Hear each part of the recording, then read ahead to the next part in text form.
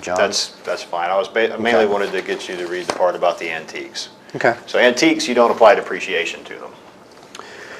Antiques are paid at a market value, which would not mean. What's the difference between market value and actual cash value? There's the difference. The market value is the value because, like I said, of their inherent nature of the items. They're no longer depreciating. In other words, Well, I want to know what the market value, what the difference between market value and actual cash value. My understanding of market value is the value of those items because of their inherent nature, as it talks about here. For an antique, Let him finish. he's going off topic. He's not being responsive. Well, I mean, you can object after he answers that it wasn't responsive, but I don't think you have a right to interrupt him. What I'm asking you is, what's the market value of an antique that's worth $100? Can you repeat the question? What's the market value of an antique that's worth $100? Oh, okay. So if it's an item that's worth $100, then that's what we would pay back is the $100. So the market value is the $100. Yeah, because that's what it goes for. Okay. If a used leather jacket is worth $100, Right. what's the actual cash value of the leather jacket? We'd have to determine that based on its age, the useful life, the depreciation guide, and its use. So you're saying that the actual cash value is not what the thing is actually worth in cash? No, I'm not saying that. I wouldn't characterize like that. If you're talking about the actual cash value, it's the actual cash value at the time of the loss. And if it's worth $100 at the time of the loss, its actual cash value is? Okay, I think I'm understanding your question. What you're saying is, and maybe I can frame it from the way I understand your question.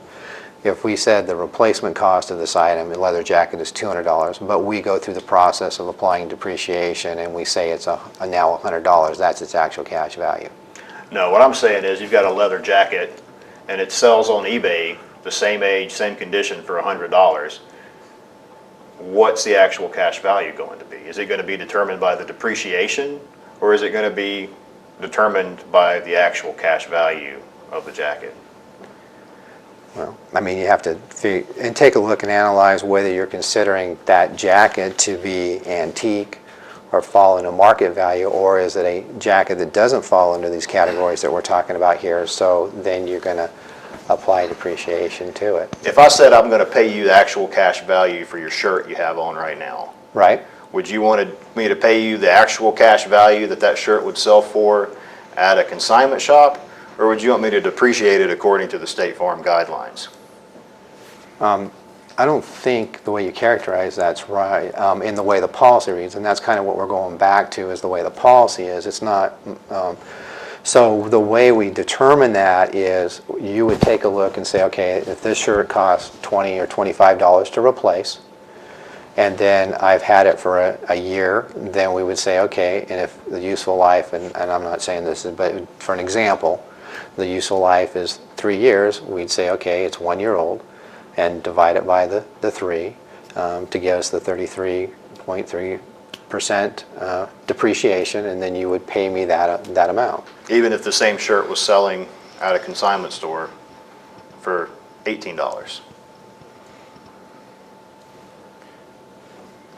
The way that the policy applies, I mean, I think we need to determine what we're talking about as to whether this is an antique and meets this uniqueness, or does it not meet the uniqueness of a market value? I mean, and that's maybe.